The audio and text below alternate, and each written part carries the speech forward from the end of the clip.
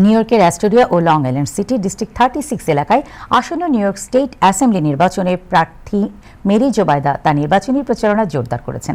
প্রার্থী তার ইশতেহারে সাশ্রয়ী আবাসন, new York city housing authority, পূর্ণ অর্থায়ন, সার্বজনীন স্বাস্থ্যসেবা এবং সার্বজনীন শিশু পরিচর্যা ব্যবস্থার সম্প্রসারণকে অগ্রাধিকার দিয়েছেন। এছাড়া জলবায়ু সহনশীল অবকাঠামো উন্নয়ন, ভাড়াটিয়াদের অধিকার সুরক্ষা, শ্রমিক অধিকার রক্ষা, অভিবাসীদের জন্য ন্যায় বিচার ও জননিরাপত্তা নিশ্চিতকরণ এবং স্থানীয় ক্ষুদ্র ব্যবসা ও সংকটে থাকা গৃহ মালিকদের সুরক্ষার বিষয়গুলো তার কর্মসূচিতে অন্তর্ভুক্ত রয়েছে।